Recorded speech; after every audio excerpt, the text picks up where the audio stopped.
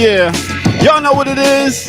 This is the Remix Morning Show. This is Black Power Media, and I go by the name of the Ear Doctor, and I would like to introduce you to our hosts right here, right now. We have no other than Dr. Jared Ball.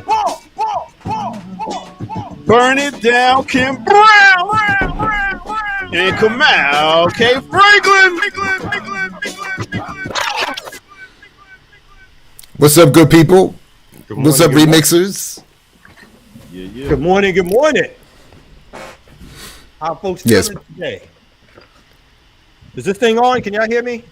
Yeah, we hear you. I don't know if it's on, but we hear you. Yeah. And like the Ear Doctor was saying before we got started, I need my post vacation. Yeah. Already? So Did you ever find good weed? Say what? Did you ever find good weed in Europe? Of course. I mean, of course. Now, come on now. Let's not. It was just a little more complicated and just reduced. So I ended up, for the most part, I took a week off. That's all. I just took a week off. It's okay. But I'm just tired, though. I'm tired. I feel weak and depleted. That trip was. It just took a lot. But so you know how it is, and then you come back facing the job, and it's like, There's something anyway. off with sound levels, gentlemen. I'm telling you, first of Jared, all, Jared is Oh, it's me? Yeah. Kamal was coming through super low. Yeah. And I hear a big hiss. Maybe I'm being too particular. I hear a giant hiss. You're right. It's a bunch. Wow. I don't hear anything. So is there something I can do? Ear Doctor, I thought we were all set when you You sounded like it when we was just talking, but then it just started wilding out. And then Kamal's microphone don't even sound like it's plugged in. It sounds like he's talking to the computer. And he in there in the dark. He in there in the dark, but you know, ain't no sunshine today, Kamal. Thank you. Go turn on some lights, sir. For God's sakes. All right, I don't know. I don't know if I don't know what I can do over here. You all discombobulated this morning? I just wanted to use that word. I like it. Well, anyway, Jared, it's good to see you back. Likewise, good to see you all too. Yes, indeed. Thank you very much. It's you know, it is what it is. It's always hard to come back, but it was I'm glad nobody called you a nigga overseas. I'm very glad. At least, I'm woefully mostly monolingual. So if they did, it was in a language I didn't understand. But there was Spanish language beef in front of Buckingham Palace that thankfully I thankfully missed. But some old woman was screaming on my child, apparently. What? And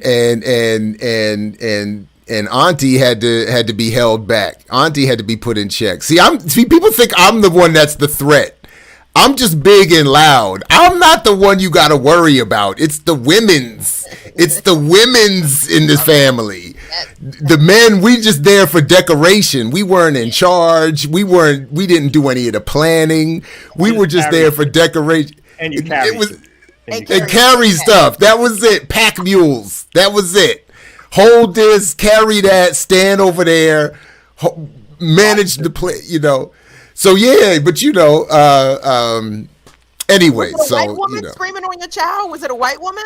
I think it was a Spaniard. So in this context, that's yes. And I did say pan-Karenism is a problem. We're struggling with pan-Africanism, but pan-Karenism is in full effect. It is a global problem. They have organized themselves. They're having conferences. They're like we take away our power, and we will not have it. We will not be replaced. We will not be replaced globally in multiple languages. Hey, Jared, you should have called Jackie Lukman. There it is. I was.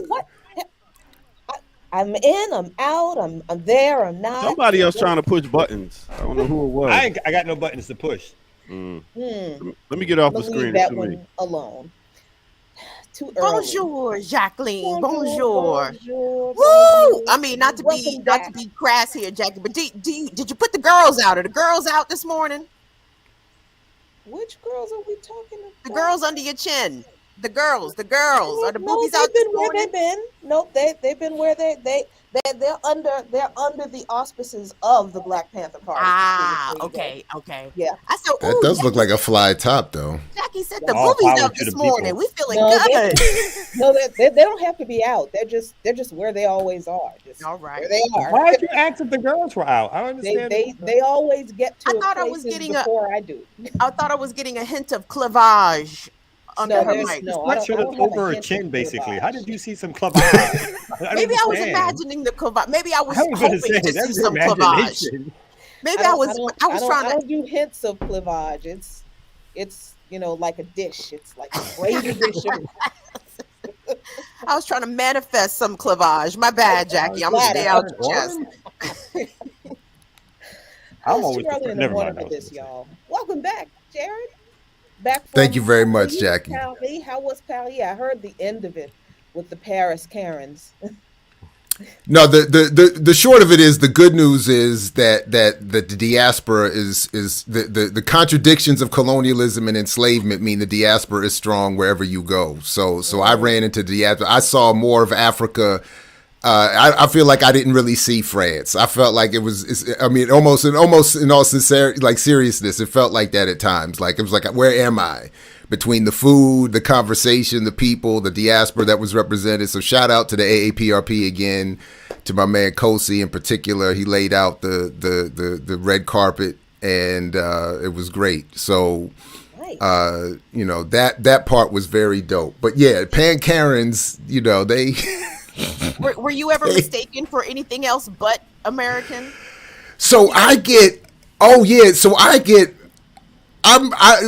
sometimes, I wish I could, honestly, I wish I spoke more languages more fluently. And I wish I could find ways of engaging in conversation that wouldn't become either misunderstood or threatening or misinterpreted politically.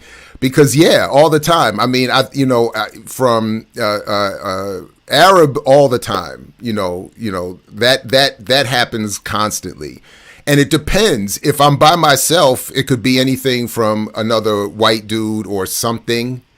But it often is in association with who I'm with. So if I'm with my wife, they might think I'm something else. If I'm with somebody in the diaspora, they might think I'm something else. If they catch me using my little bit of Spanish, they might think I'm something else. It's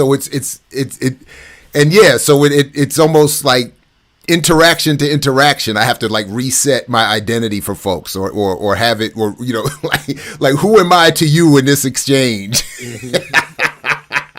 I also get ambiguous black when just depending, like Puerto Rico, they think I'm Puerto Rican, and was in Palestine, when I was Cuba, everything until I open up my mouth, and then it's purely there's no ifs, ands, or buts about it. That's it. He's a Yankee of some kind, then it's all over. And it depends on their colonial situation. So, like if you're in London, they might think you're something else, as opposed to if you're in Paris. And we oppress this group, so you must come from these particular people. So we oppress these folks, so you must come. And it's wild. So. But anyway, it's just a lot of fun, and moving with 9 people, 2 elders, 3 children. There were 9 of you traveling together, and 2 different passports. So like we had so that was another thing that popped up, because one of our family members was here visiting from Panama and only has a Panamanian passport. Oh. And then traveling abroad from that creates a whole new dynamic as opposed to a bunch of Americans. So it was wild to see all the different, and at times it was a challenge, and to think that I was the calm and peaceful one is always a little bit of a scary situation. Yeah, buddy, I Libra'd out. I did my full Libra. If other people start wilding out, I get chill real quick. You forgot that you are a Libra. Ooh. Yeah. I love that. I love the energy of the women in your family. I love yeah. it. I love it. Yeah. Oh yeah. The men just carry stuff and be decoration. And that's your job. Wonderful when policy. everything yeah. What? And it Kamau? worked. What? What's wrong, You don't Kamau? You don't like to carry stuff? You don't Because like- you are that's- decoration. Just FYI, in case Yeah. nobody ever told you.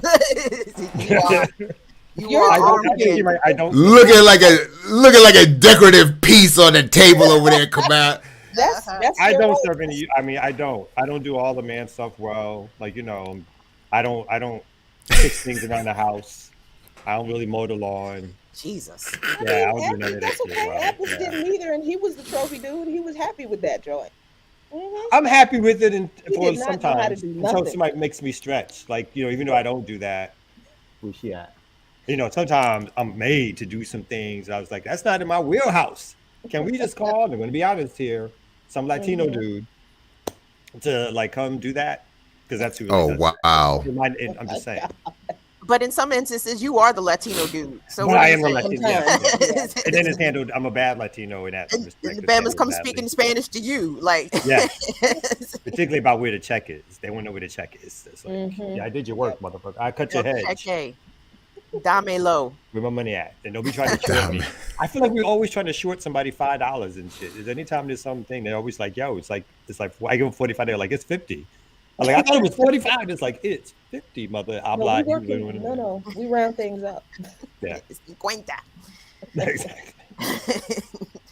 Trophy husbands. That should be. We should have a topic about trophy husbands one day. I think we should. Oh, happy to it. And on the way back, I gave a big shout out to Tia Mary and said, you know, thank you for. I mean, I'm telling you, from the itinerary, what trains we're getting, I was literally just following the crowd. It was like just follow, point, sit down, eat now, walk over there, look at that site, do that. It was great. And then they even built in time for me to run around and do my, you know, African revolutionary thing. It was sweet. They were like, that's Nice. Jared's time. Go ahead. It was 9 of you, though? 9 of you? Nine Nice. deep. Hey, thanks. Shout out to S. Barrows who just Sandra Labado. Yes, indeed. Welcome. I know Remember. Sandra.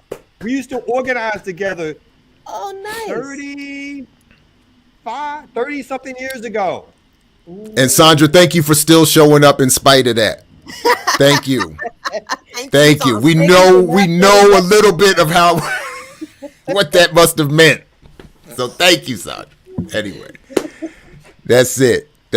Yeah, Quaker Atticus, I see you. I am just like the baby of the family, Baby Huey. That's what they used to call me too, Baby Huey. If anybody's of a certain age and TV, whatever temperament, Baby Huey. Anyway, speaking of old time TV, Well, babies. Oh, no. I went the nice route. You know what I'm saying? I see why I ain't married no more. I never was good having a boss. I always have my own business and stuff like that. There's Having probably a lot of Oh, things man. outside of what you think. Shots Yeah, fired. I was going to say, is that the real reason? Yeah, exactly. You being kind to yourself, son. You being Man. kind to yourself. The only reason. Jared is. What have you done? Look at how Hey. happy Jared is. I Let love go that. and let wife. Thank you, Jared, tell these brothers. These brothers don't want to be happy. They don't want to I'm be trying to happy, tell him, Jared. Kim, we are on that same page. I'm trying to tell you, fellas, do yourself a favor. And let the power wash over you. just let it happen. Just let it happen. Come into the light. You ain't lying. All right, well, yo, let's go. Boom. All right, let's go ahead and take a quick break right here. I got some good news for y'all. So let's go. Oh, what? We need Okay. some after yesterday. It was a lot going on yesterday. All right, let's get it right here on the Remix Morning Show.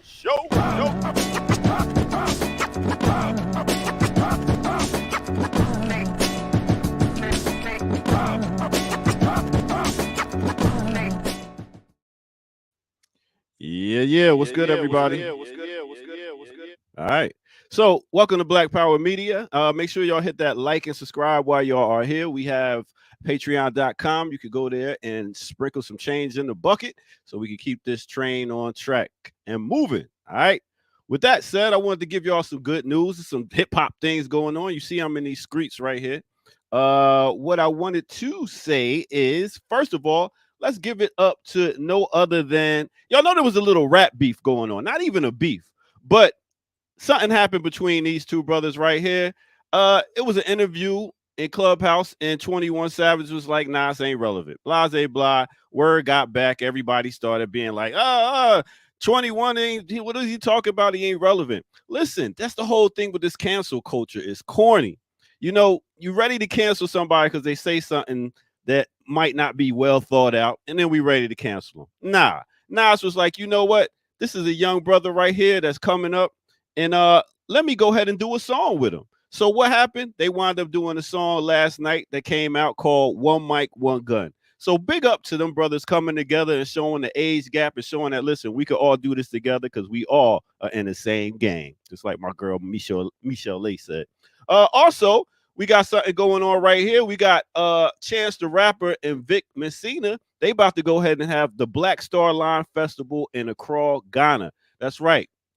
They are doing a show there, and it's a free concert, January the 6th. They're going to have Erykah Badu, Jeremiah T-Pain, Toby, a bunch of different people. This festival was created as a celebration of Pan-Africanism, building bridges between Black people and artists, the diaspora, and the content. Both events in the arena hosted will be inspired by the Black Star Line created by Marcus Garvey.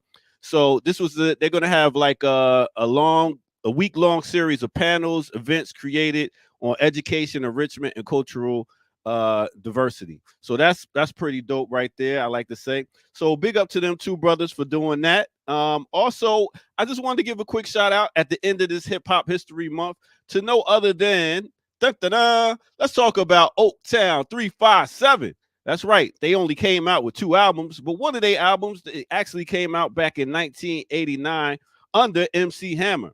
This is Sweet LD, Little P, and Terrible T. And their album was called Wild and Loose. I wonder who picked the name for that album. But yes, they had a song. And also, last but not least, before we get back to our crew, big up to these sisters, JJ Fad. JJ Fad had a song, Supersonic, straight out of Rialto, California.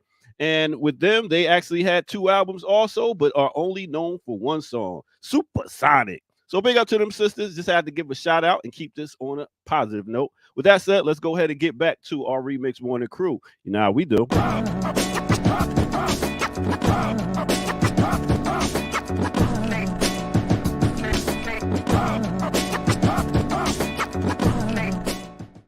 Yeah. 3, All right, let me 7. Yes. What was the name of their single, Ear Doctor? What was the name of their big hit? Because I remember Oaktown 357. Yeah. Yes. They used to dance in the biking shorts, and they would do a lot of the dance moves like Hammer. They would dance a lot. I remember Oaktown 357. Yes. Let me do my job. Both There of is them no only had such like thing one as song. cancel culture. Oh, I'm sorry. I was going to say, though, would we say they had a big hit? Was that the reference we used? A big Supersonic? They made Supersonic. No, JJ Fad did Supersonic. Not Oaktown Yeah, 357. They didn't do Supersonic. I said JJ Fad had a super big hit. Yeah. It was Supersonic. It still gets played. Supersonic was a big hit. No, Supersonic was a big hit. I was talking about the 357. They just had Juicy got them crazy, and yeah. Ooh, Juicy. That was the song I remembered. Yeah. Got you crazy. Got them cold going mad. Yes. But like, hold on, Jackie, school this brother real quick about cancel culture. School him real quick, Jacqueline. There's no such thing as cancel culture. It doesn't exist. Unfortunately. It does. No, nobody's canceled. People I don't want some people disappear. canceled.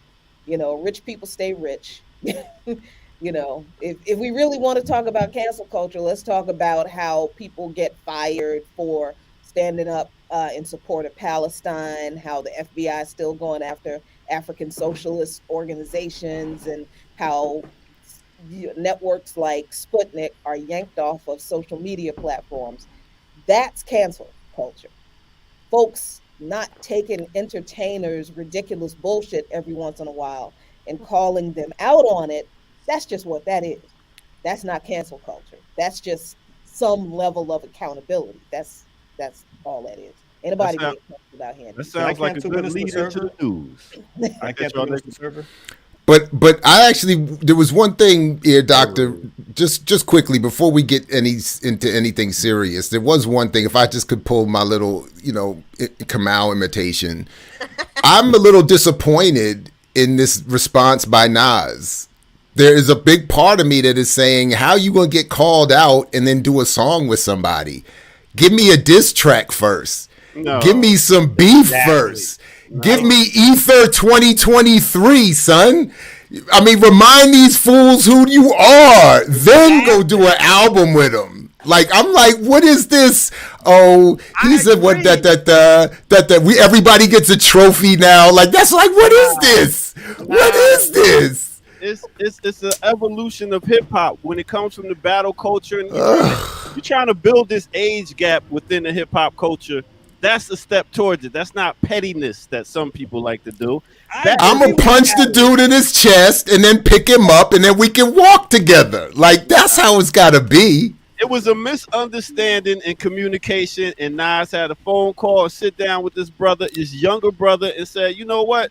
Let's do a song together to show the world that we are not beefing. Because right now, you got Bobby Shmurda and NBA Youngboy online about to beef and talk about shooting each other again. It's just crazy. All right. Okay. So we need it. All right. Don't be the adult.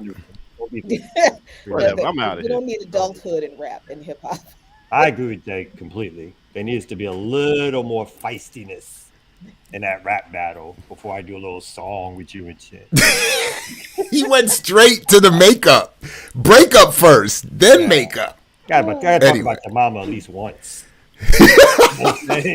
then maybe friends again. Am I the only one? Am I just being extra curmudgeon-y today? Am I the only one who feels some kind of way about that Black Star Line concert in Accra? Like, ooh. I feel that's just like what I get what the reference is to, but what are they doing to actually honor that legacy? Like, what I don't know. I'm confused about, using Black Star Line, Marcus Garvey's UNIA legacy as like promotion for a Pan-Africanist concert in Accra. Okay. Exactly. Were you there when I just talked about it? I heard you that they're connecting, It's a week long education panel. Mm-hmm. Everything that's talking about Pan-Africanism that Marcus Garvey would talk about. Instead of just a concert to get people there, they're having a panel and a whole week long education. Who's doing the educating? Who's on the panel? That's what I want to know. I need to look this up. Y'all making Ear Doctor mad today. Look, I've been away a while. I haven't been able to, get on everybody's nerves. I'm catching up. Sorry. One more thing before we move on to anything serious. So, a nigga's old in the rap game when they end their sentences with word. So why is he 357 was great dancers, corny rappers? Word. I was like, that's when you're dealing with like. Shout out to Minister Server. You can't be disrespecting Minister Server like that. I'm just saying. Stop it. Word. Stop it. Word. Word. Let's slap the map. Word. Word.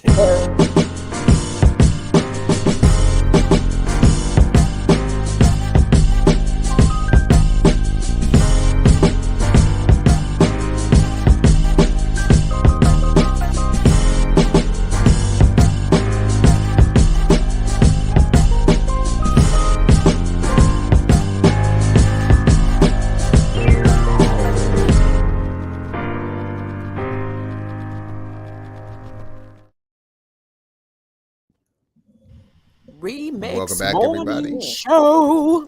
It's the Remix Morning Show. We got Mr. Hot, Dr. Hot, Jerry Ball. Hot. Coming in hot. He's coming in hot. On the mic, that is. Kamal K. Franklin, the Jacqueline Luqman. I'm Kim Brown, ear doctor in the cut. Remixers, thank you all so much for waking up with us this glorious Wednesday morning. Please come in, give the video a like, a thumbs up, subscribe to the channel. Look at this channel, cold kicking ass. We over 21,000 subscribers, knocking on 22,000 subscribers. Yeah. Black Power Media folks, we appreciate y'all. We appreciate the support. 2022 has been a very big year for this channel. This channel has brought you all kinds of very exclusive content, revolutionary content, educational content. We need you all to keep up that support going strong into 2023 so we can take this channel to the moon, baby. So thank you all so much for doing what you do. Support the channel everywhere. Follow us places around the internet. Black Power Media on Instagram, Black Power Media on Twitter. Twitter. What's Twitter looking like these days, y'all? It's still alive. It always That's what looked they to keep me. calling it. It's still alive. It's still there. Yeah. It ain't going. I mean, it might go into bankruptcy because he's never making that $44 billion back. But even after it goes into bankruptcy, it's still going to be a platform. So. Well, he's re-platforming all the extremist white supremacists, and some other leftist journalists have been deplatformed from Twitter. Vishal Singh, who is a South Asian American reporter out in Los Angeles. I'm going to be speaking with him today on Status Coup. He had his Twitter account mass reported, his Instagram account mass reported to the point that his accounts were permanently suspended. And Vishal covers a lot of those far right-wing fascist rallies, those anti-LGBTQ rallies, these Proud Boys, Oath Keepers out in Southern California, which is, it's always something to see. So that's going to be something. But some other people have had their stuff suspended, and others have put their accounts on lockdown for fear of being mass reported, because allegedly there is a list being circulated by far right wingers. Like, is his name Andy Go, NGO, the Asian dude? No. Andy, no. Andy, no. Yeah. Fucking cracker. he's a white supremacist. Basically. So weird. It's so odd to see these non-whites as like the biggest white supremacists. But okay, so Andy Go apparently has the ear of Elon Musk and has made suggestions for all these usually left-leaning accounts to be suspended. So people are still getting their platforms taken as Twitter continues to purport itself as the standard bearer of free speech. So Yeah. Andy No, folks might remember a little bit from the discussions we had with Barrett Brown on this platform, who is part of that Peter Thiel, Elon Musk, white supremacist network, supporting network, at least, for sure.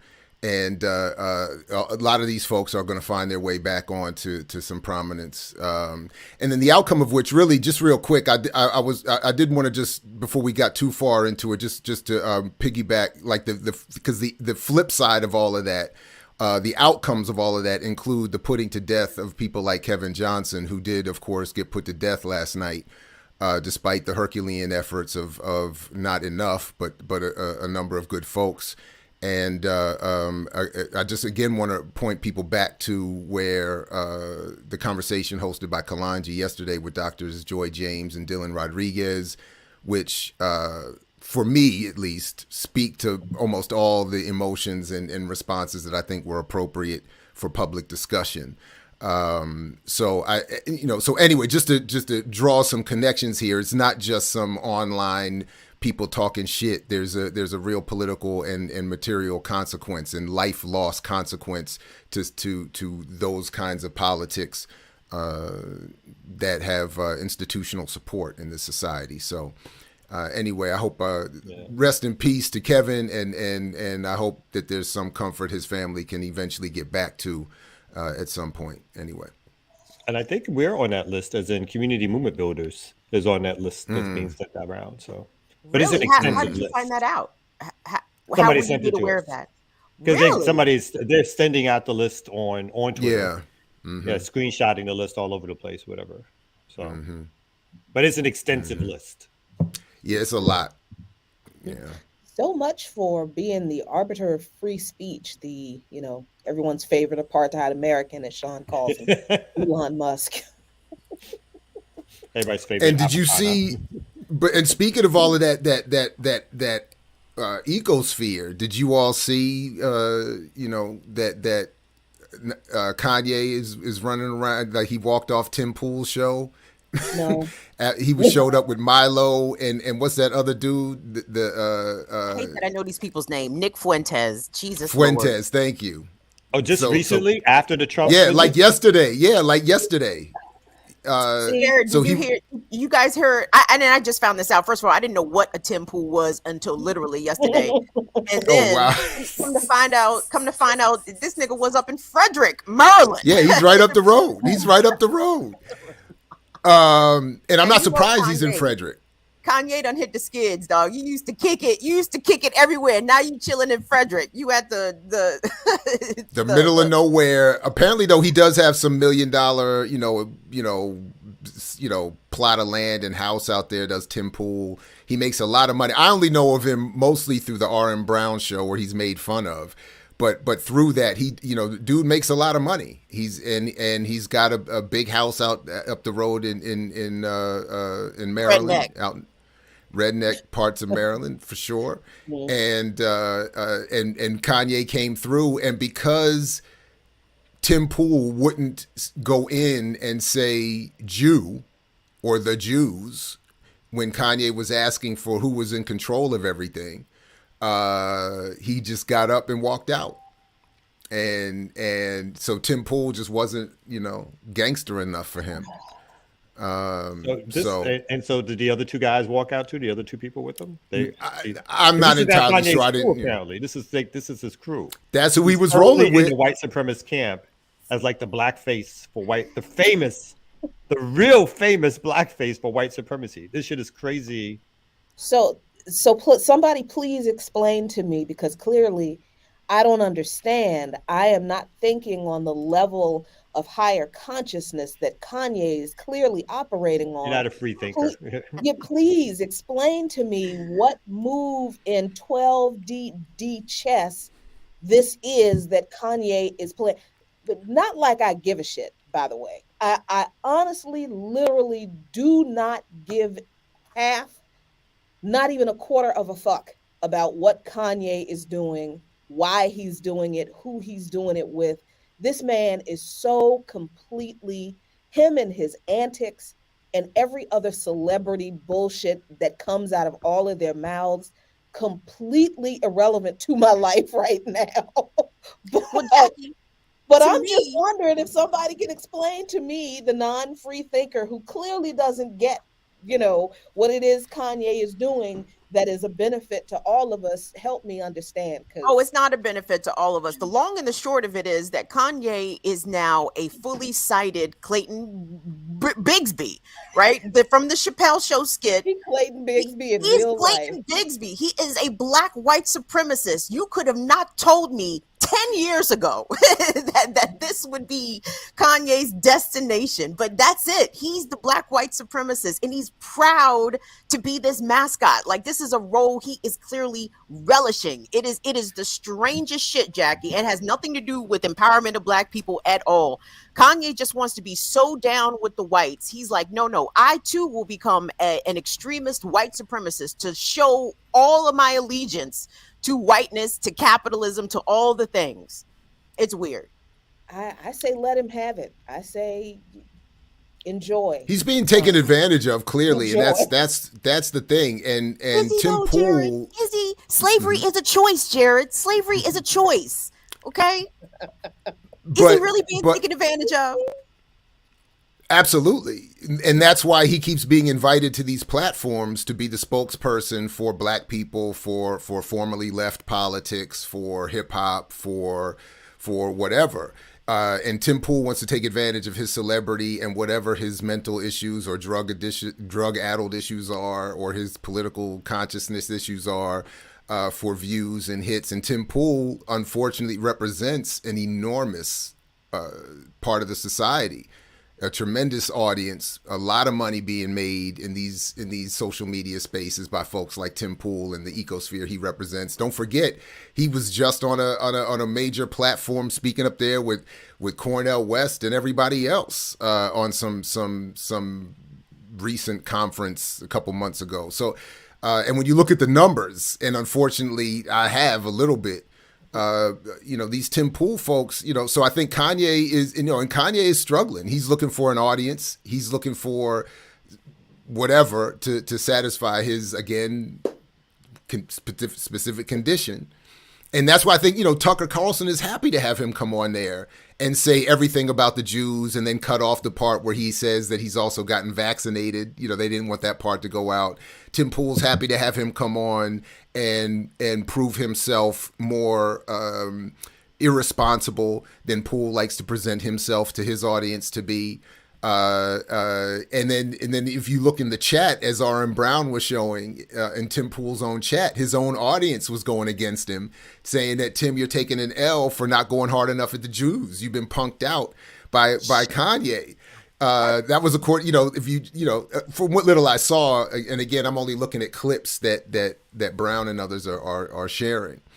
But anyway,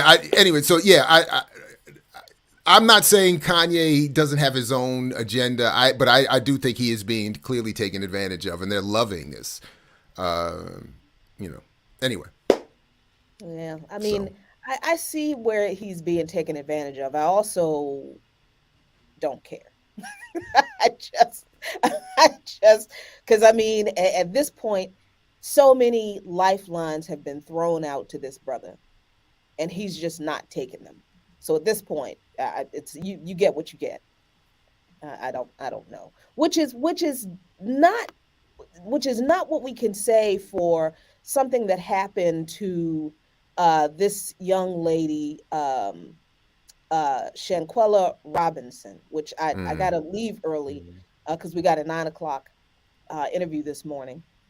I wanted to make sure we talked about this story because this is wild to me.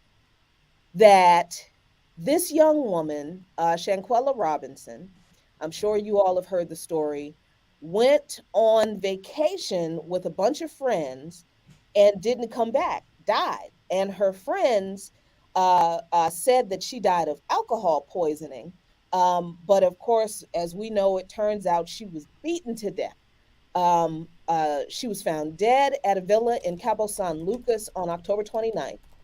Authorities originally did suspect no foul play because her friends claimed she died of alcohol poisoning.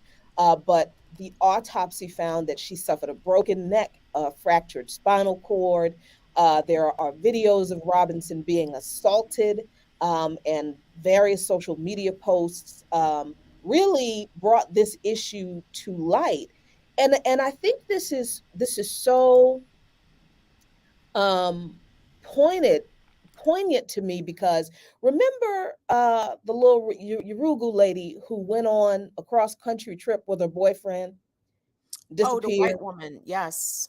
And there was a whole news media all over the place. Where is Gabby Petito?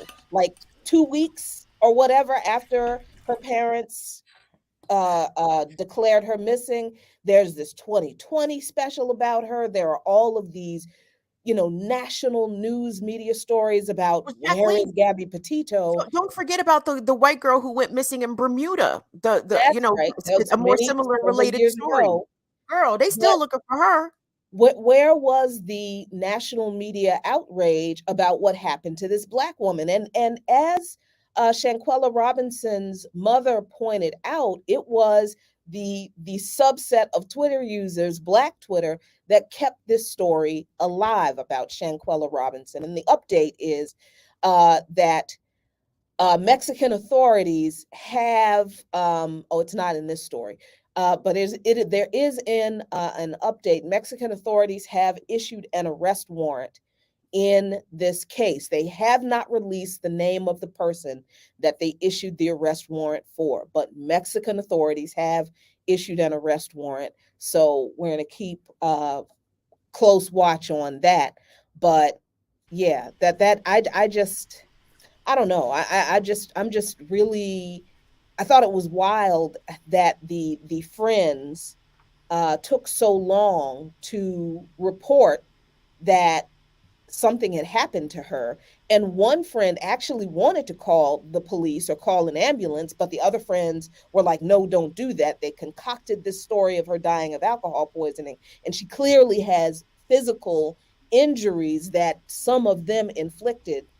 It's a wild story, and still no national media attention pretty much that we've seen on this story. So look, Twitter does have its utilities, even if America's favorite apartheid American is trying to uh, um, make back his 80 plus million dollars in buying it, which he won't. But Twitter actually did keep this woman's story alive. So Yeah, I mean, this is like one of the most horrific stories. I caught up on it late also, and then like the other folks did a semi deep dive and seeing the video of the fight, if you want to call it a fight that they had, and I'm sort of filming it, being put up to it with each other. I think that obviously there was some drinking happening, so it's just a terrible story. I mean, and you could talk about it in so many different ways, but just um and it's to think that you go someplace with people who you're calling your friends, and maybe this is part of youth culture and I don't get it, but No. but folks that stand around and let somebody pound on you, not break it up. I have no idea if they actually who posted the video or how they got the video or how we got out wide. Like obviously somebody released it at some point, but it was, I mean, and they should, I mean, abolitionists or not, whatever like that, people should be punished. I mean, you took away somebody's daughter, who thought they were going there with their friends and tried to hide it. To me, there's no ifs, ands, or buts from what I've seen so far that, whether or not there's been attention on the story or not, this is squarely on these so-called friends who decided to, after severely beating her up. My understanding is calling some doctor in the hotel, refusing to let the doctor, telling the doctor not to take the person to the hospital, but to try to treat them there, to the point where the person then convalesced and then they had to call, and then they concoct this story about alcohol poisoning. I know it scared kids and so forth, but there's got to be something that shows that this cannot like be allowed to stand. So yeah. And I just want to point out that every time we have a situation where we can point to the inequalities, the inequities, the dismissals of our issues in this system, it is our responsibility to do that. We're raising the contradictions within this system. We're not expecting I don't expect corporate media to pay any attention to these things that happen to us. But there are people who are in our audience who may have never paid it, didn't might not have paid any attention to the Gabby Petito story, who may have never thought of the news coverage in this way. Maybe they have never made the connections. And so it's our responsibility to raise these contradictions so that people understand that this is the kind of system that we are operating in, a system that has all the power in the world to report on any and everything it wants to shine a light on whatever injustice it wants to, has the power to do it, chooses to turn those lights off when it comes to us. That's why I raise those issues, not because I expect the media to pay any attention to our issues, because I know that there are people watching who are not, who maybe not have not made those connections. But there Look, to me, like some of the part of why I think the friends handled the situation in the way that they did. Sure, they may have been very scared young people, etc. But at the end of the day, subconsciously or very consciously, they knew that the plight of a Black woman being found dead under dubious circumstances would not be prioritized, right? The reason why they concocted the story, lied about things, and then left the country and failed to give Shanquella's mother the true answers about what happened to her is because in their mind, somehow they knew that this Black woman's death would generally be no big deal. You understand? Like they knew that. And to me, this situation just smacks of it be your own niggas. It be your own niggas. And it's so imperative that I can't put any responsibility here on Shanquella because she was supposedly around people that she trusted. But this inability to look out for one another, right? You know, when people travel abroad, you know, your family members who may not go out of the country, oh, be careful down there. I heard that Mexico is real dangerous, da da da da da. And the main ones that she had to be really concerned about were her traveling companions. So it's very sad. But I think in the recesses of her friends' minds, they concocted this story and did all this to skirt responsibility, but also they knew that at the end of the day, this girl's death would not be a big deal. Mm-hmm.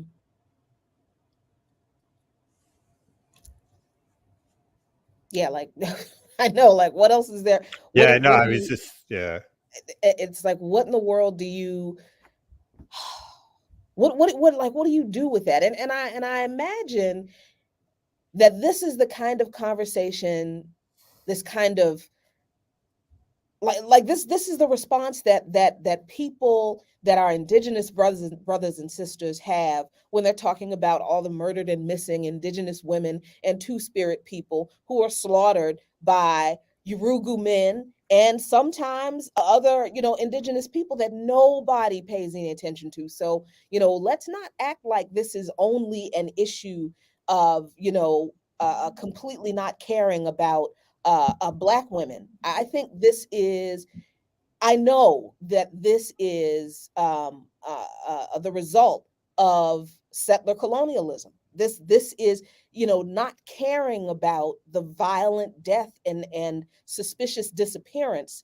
of women who are not of European descent. I mean, what the hell was this entire country built on? Like, this country was literally built on the bones of our people, and nobody gave a damn about those folks. So this is just an extension of all of that. So the question for me is, so like, what is our response to that? Well, what is our response to it? And how do we deal with, I think I asked this question so many times, how do we deal with this internalized whatever it is that manifests itself among our communities that makes these kinds of things okay, that allows them to happen? I don't even know if I'm framing that right, but it's like, damn, what do you do with this, with all of these families that are impacted now because these folks did this to this young woman, and now everybody's family is destroyed. How old was she? You know, I think she was in her mid-20s. I don't remember. But Jackie, to your point, even about expectations, you know, I hear you, you know, we expect that there will be days where there's sun and when there's rain, and yet we still have to prepare and tell each other when one or the other is occurring, and to do what you need to do to adjust to that situation as best you can, even if you expect it to happen. And then this is part of the pattern, because even as you all were talking, I was thinking that even JonBenet Ramsey still gets more attention. Right. How many decades later than cases like these? So, yeah, very important that they be kept. And while we were talking to our daughters on our trip, just when they were asking for more leniency, can we go hang out? Can we get some time without the helicoptering? And we were like, nah. And this is, you know, like this is like, but like you know. But in all seriousness, like to do at some point there really are limits to how much checks and balances you can put on any situation. So to as each of you said, it's not on this sister to have been, you know, surveillance state level in preparation for every contingency. At some point, there are always going to be gaps and blind spots, and it's terrible that in these situations that they would be taken advantage of. I mean, again, how many of us have found ourselves in situations where, damn, I really didn't, just on this trip alone, we're staying in the Airbnb and a delivery man busts up in the door because I had not fully secured the lock. And thankfully, I was the one right there at the door, so it was not going to escalate, and most of the people were out anyway. But the point is, I had a blind spot. I'm usually very conscious of that kind of thing, and in that moment, So anyway, it's just one terrible. quick follow up. It sounds like in terms of the story, that the Mexican authorities have issued an arrest warrant, that there is some cooperation between U.S.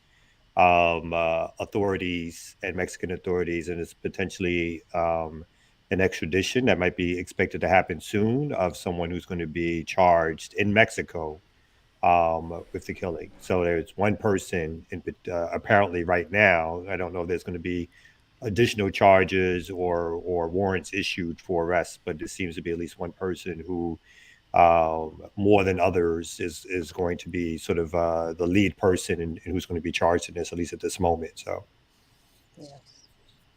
Well, I gotta run, y'all. I'll talk to you all, see you all tomorrow. Sean says hi, Kamal. The voice number 2 says hi. You cannot. He said you can't take his job. So there. I can't wait to see when I see you. I know you got to go, but when I come out, I think there should be the three of us should get together and just talk about the future of the show and how we expect it to go for, just saying. It's a little confab. Yeah, I'll float that by him. Yeah. Okay. All right. Peace, y'all. Peace. Take care, Jack. I want to bring up a story for you in particular. Say what? I want to bring up a story. No, this is for Jay. Jared, I was letting you go. Okay. He's like, say what? He said Jay. Everybody turned and looked. My bad. But she said Jay with it. She was like, what? What'd you say? But I have a story for you, Jay, in particular, that I think you will enjoy talking about. Did you go? Have some faith. Oh yeah, no. I mean, no. We all heard that audible groan, Jared. You groaned audibly. We all heard you. Kamal was unsettling. Oh man, damn it. Oh man, damn it. Hopper, who this man? So Jared, you probably can set this up better than I, but obviously the World Cup is happening. Oh, yesterday was a match between the United States and Iran. So much sort of political intrigue involved in the story. The U.S., I think, apparently won the match 1-0. It sounded like a barn burner to me. But some of the pre-controversy is, of course, that they're making these athletes, some of which don't necessarily expect to or should not be talking about political, international political affairs, or trying to step up and enter the fray on the protests that are happening in Iran. And it's all being done from a U.S., let's say a U.S. viewpoint of always, of course, that Iran is evil. It needs to be sanctioned or whatever. I will say also that the Iranian team, in support of some of the protests, I think at the first match that they had, did not sing the national anthem. And I think that's also being played up in the West. But so I think he's the team captain. His name is Tyler Adams. And somehow he was put out front to address, or he decided to address the issues. They got challenged by an Iranian journalist. And so as long as I can make this play, yes, I can. Okay, so let's listen to this real quick. You support the Iranian people, but you're pronouncing our country's name wrong. Our country is named Iran. Please, once and for all, let's get this clear. Second of all, are you okay to be representing a country that has so much discrimination against Black people in its own borders? My apologies on the mispronunciation of your country. That being said, there's discrimination everywhere you go. One thing that I've learned, especially from living abroad in the past years and having to fit in different cultures and kind of assimilate into different cultures, is that in the U.S. we're continuing to make progress every single day. Growing up for me, I grew up in a white family with obviously an African American heritage and background as well. So I had a little bit of different cultures, and I was very very easily able to assimilate in different cultures. So first of all, you say you support the Iranian people. That's it. Yeah, I saw. So there's so much going on. I'm all over the place. So on the one hand, I rooted for Iran. I cannot root for the United States. But the flip side of that is I feel an affinity every time I particularly see Black Americans I start to want to support them, even as I can't support the team. The team did win. It was a great game, despite what you think about a 1-0 score. But the real issue with Tyler here is that he's the team captain.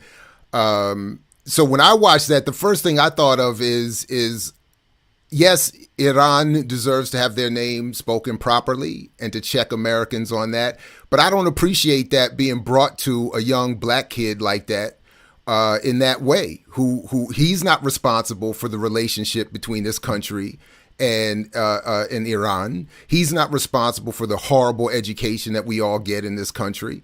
He's not responsible for any of that, and he's just a kid who's stuck, who is again being taken advantage of by his own country. I think by this reporter. That's how I read. I was like, this is not where you get your points, my man. You know, like call your crew who's constantly in touch with Kalanji, you know, for Iranian TV, and let's reconnect. You know what I'm saying? Like build on that basis. Like you know, don't you know? So that was part of it. Was there some background though where he did? Well, part of it was that. The other part of it, fire, or did they step up and say something? Yeah. Well, the other part of it was that the United States had misrepresented the Iranian flag in some thing, again, which he would have had nothing to do with as a player. And as a young, I think he's 20, 22, 23. I mean, he's a kid. Anyway, so like he would have had nothing to do with that. And then it's not the U.S.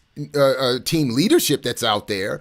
It's not the people making millions of dollars running these leagues out there. They throw him out there to say, you know, go deal with it. You know, by the way, as you're preparing for the biggest game in your life, which everybody's reminding you of at every turn, by the way. Like, this is the biggest game of your life. How you gonna handle it? You know, all the pressure's on you, team captain. You know, and it's like, and now you want him to go out here. So yeah, I want Iran, and I was rooting for them. So like, I wanted them to win. I wanted their name to be pronounced correctly. I want to be checked when I mispronounce, but check me as a comrade, not as a you know, like I'm part of the problem in the same way that your you know, true enemies are. So anyway, those are just some of the, and I know it's a lot of contradictions. It's a lot. It's a mess, and I admit I feel torn apart in these moments. And then at one point, just very quickly, at one point, for up until I was about 12 or 13, I actually played with kids who went on to almost that level. So on some level, like, I still feel like I don't know, it's weird. Like, I still feel this, like, you know, rethinking back as, you know, like, it could have been me, or it could have been us, or, you know, whatever. And to think about, you're a kid who wants to be an athlete, and you're not, and then, you know, 10 years from when I would have been retired, he's standing there being asked questions. He clearly is not, but I thought anyway. So anyway, let me just stop. I could just ramble anyway. No, I agree. I mean, he shouldn't be the representative for the empire, right? Like, he should not be called to account as for the fuckery that America as a state does. He is there to play a game. And, you know, I was, you know, hearing a lot about sports washing and the ways in which regimes, or, you know, the countries or whatever can clear their names or make their reputations a little bit more sparkly by participating in a sport, like, you know, Qatar is doing right now by hosting the FIFA World Cup. But I agree, Jared. I hadn't thought about it that way. I agree. It's unfair to place these sort of questions at his feet at this particular point in time, because at the end of the day, he ain't responsible. he ain't no policy shot caller. He don't dictate the U.S. national men's team Twitter page and their disrespect of the Iranian flag. He don't have nothing to do with that, man. So I was a little less sympathetic for him, and I, although I understand the reasons, but I think it was within the context. I think Ricky brought something up in the chat that it was like, other players from other countries are constantly being asked about the governments of their country. And I think a lot of times the United States, again, uses these propaganda time periods and hopes that the athletes who are, quote unquote, representing the United States are going to be used just for this purpose, right? In terms of not the questions they got from Iran, from the Iranian reporter, but the idea that America is some quote unquote melting pot, And again, I don't know, this particular athlete had said something before that made him somehow a target, or just whether or not the Iranian reporter just said, hey, you guys do it to us, and so I'm going to do it to you. But there was a sense for me, it was like, even in his maybe desire to not be on the spot or to not to be a representative, it was obvious to me that even the growing up in America gave him the American propaganda answer that all, like, athletes and entertainers have continually done, particularly Black ones, throughout millennium, when they are asked questions about in an international setting about the United States, which is to sort of genuflex a defense of the United States and say things like, oh, well, we have our issues, but things are getting better, and things are getting better here, or things are better here, that kind of thing, than they are in other places. And I think that one sort of like was like, but I do get the fact that this is a 20-something-year-old being asked about international affairs, who probably, even in terms of like whatever they are interested in doing, has not been necessarily to figure out what's happening in Iran and or the ongoing relationship between U.S. sanctions on Iran, and even the internal issues within the struggle for, let's say, civil rights or women's rights in Iran that's currently happening. Hey, I'm proud of y'all, man. I really gotta say I'm proud of y'all, because y'all seeing what's going on here, where it's constantly trying to divide us as a people. And they know that these kids are just here to play basketball. These artists, entertainers are here to sing their songs. And then the media puts the mic in their face and asks them some shit that we could get on the surface mad at the athlete, mad at the entertainer, and not realizing the media is doing all this shit just to make us mad at each other, divide us, and the shit is working. And we falling for the bait every time. Come on, y'all. Y'all got to get this shit together. Not just y'all, but come on, y'all. This is their plot, to do this, to divide us. If y'all ain't seeing this shit by now, come on. Anyway. Twice I'm agreement with Ear Doctor. I'm in trouble this morning. Hey, man. Hey, I'm going to have to go check the tape. Do you know which way Tyler voted? I need to know a little bit more about Tyler's background. Now I'm a little bit between. So again, my only thing is, like, I see some of the like, he's not Paul Robeson, and I get all of that, and I'm not trying to say he's to be excused entirely, but I am more mindful of the fact that he was not raised in a political movement or some organization, and that this is my point about the whole Kanye thing. They know who they're asking these questions of. Do you want a serious answer about Iranian-U.S. relations? Don't ask him. Exactly. That's why I was making a joke about our boy who's in touch with Kalanji all the time. Call Kalanji. He'll give you a better answer if you want a real discussion, and we'll say Iran properly. You know what I'm saying? I got Iranian in-laws. You know what I'm saying? By marriage and extension, sort of, so to speak. But you know what I'm saying? Anyway. Yeah, that's like getting mad at me because I mispronounce somebody's name. Come on. Fuck. What'd you expect? Here, doctor. All right. Well, let's go ahead and get to our next break right here. I love it. That's the T-shirt. What you expect? Hey, it's renegade shit. You know what I mean? All right. With that said, let's go get to our next break right here at the Remix Morning Show. Good.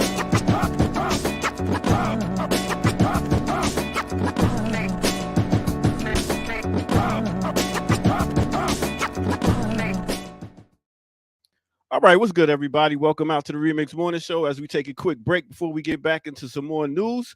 Wanted to talk about, since there's a whole lot of, things going on in the world, I wanted to go ahead and give props to a certain person that right now, I wonder how we would treat this person. Who am I talking about? No other than Sammy Davis Jr. And you talk about blacks, Jews, and all this stuff going on.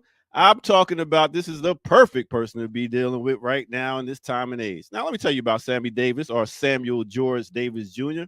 He was a singer, a dancer, actor, comedian, film producer, television director. At age 3, he began his career on vaudeville with his father, and they had a trio going on, and they even got like, 1951, they got Academy Awards with this trio. So he lost his eye at 29 in a car accident. Several years later, he converted to Judaism, finding commonalities between the oppressed experiences of African Americans and the Jewish communities. His starting role on Broadway and Mr. Wonderful really was what put him out there, and also when he appeared with the Rat Pack and Ocean's 11 film.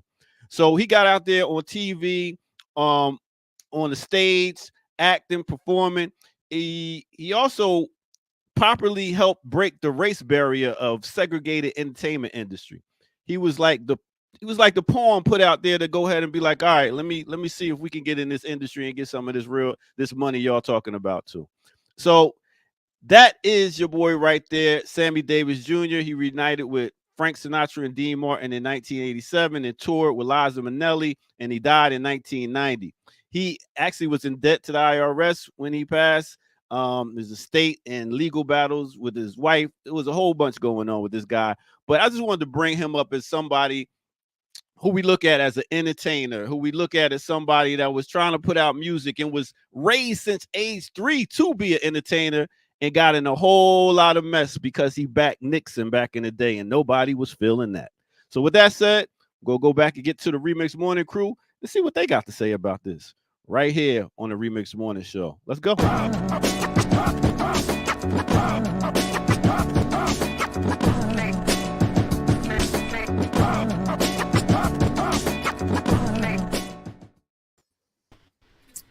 Sammy Davis Jr. is an interesting one. I don't know so much about him being the first to break that color barrier per se, because I think Louis Armstrong was out there quite a bit, even a little bit predating Sammy. I don't know by how much, but I think by some.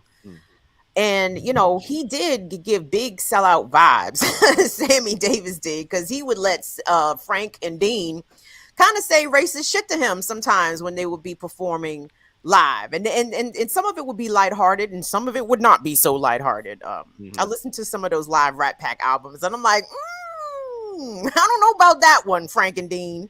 That shit sounded racisty, but no, Sammy Davis is interesting. If you guys ever saw Jerry Seinfeld's Comedians in Cars Getting Coffee, the episode that he did with Eddie Murphy was really interesting because, first of all, Eddie is fascinating. Eddie has met everybody. He has partied with everybody. But Ed talked a little bit about having lunch or something with Sammy Davis Jr. and Sammy Davis Jr.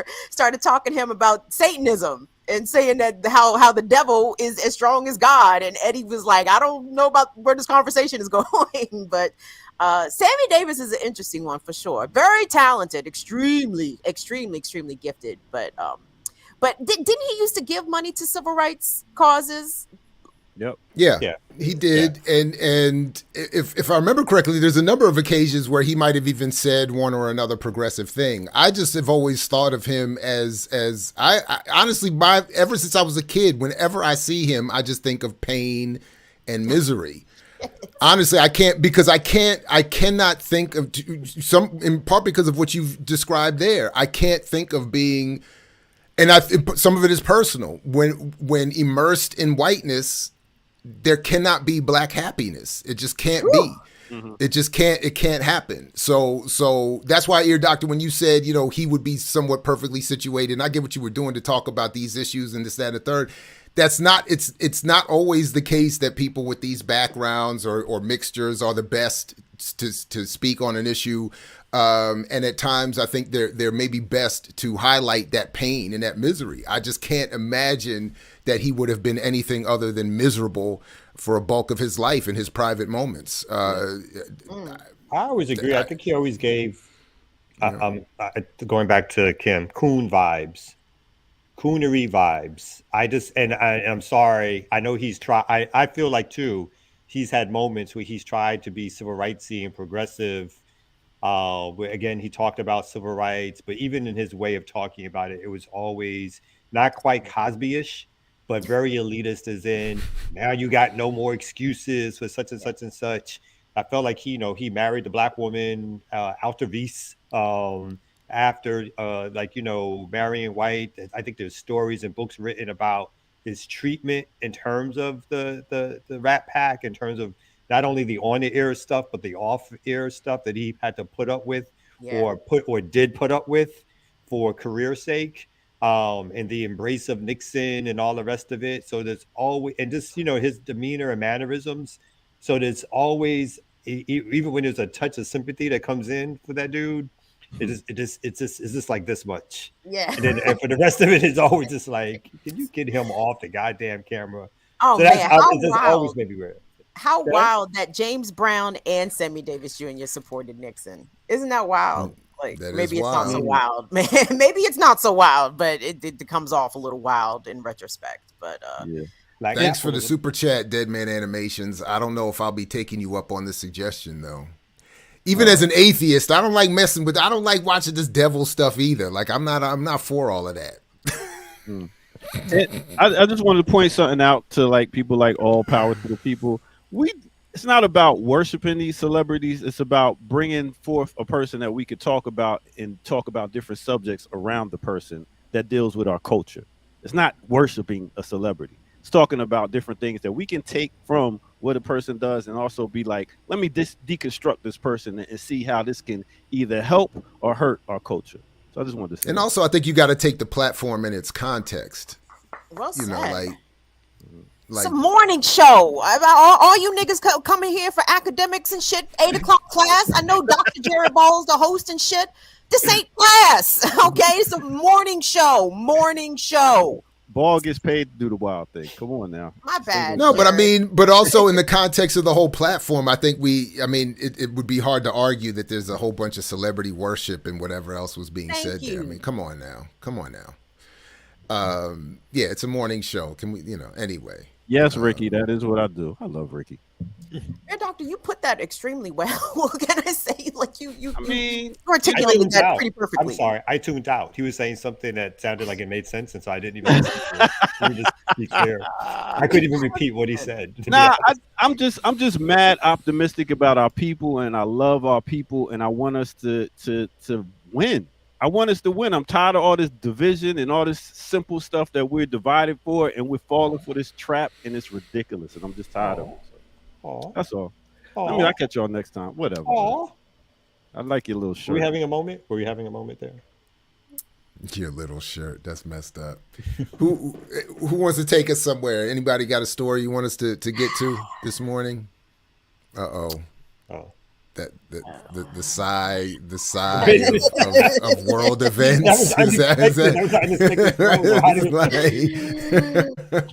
just did a story.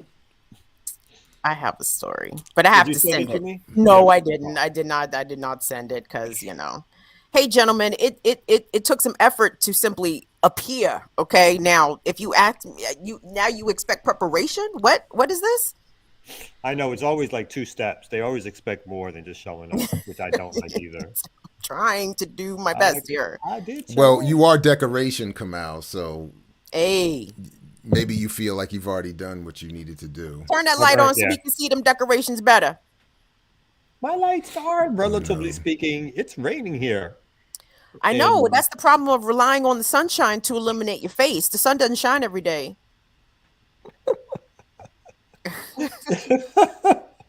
I know you light and bright and all, and you think that's You know enough. what? There was no Maybe we reason need to for put a that mirror. part. Where's the mirror at? Put a mirror. You can't find another way to fill? Can you fill another way while you looking for your story? Light and bright?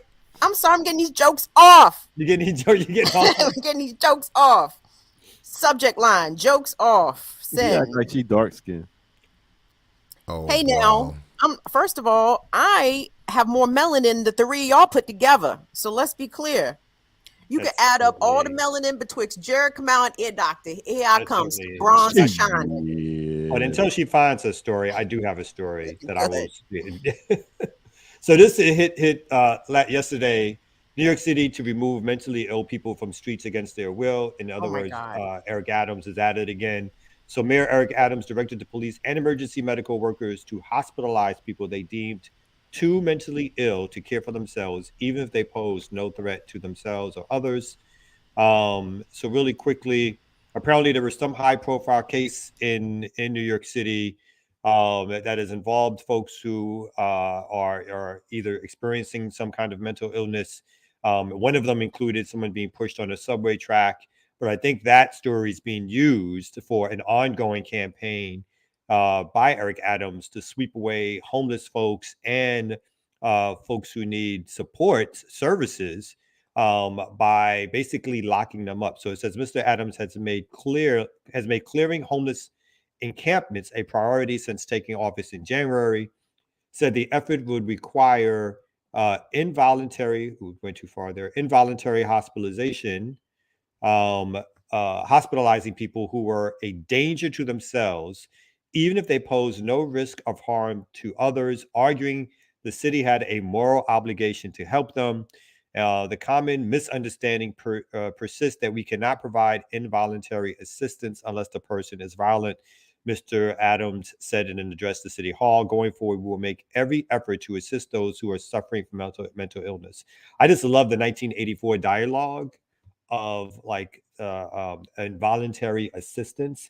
He means arresting people. They mean putting handcuffs on people and taking them someplace where they did not ask to go, where they don't have an opportunity to say no, they don't want to go. This clearly means they are arresting people and putting them in a place where they cannot leave when they want to leave.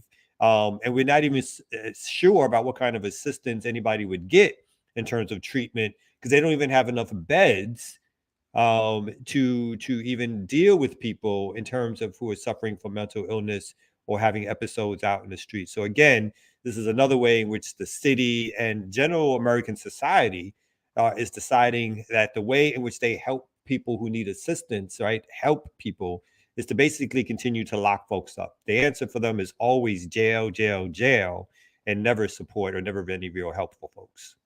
That is chilling. Like, I'm getting an actual chill listening to you describe this because the language is way too vague.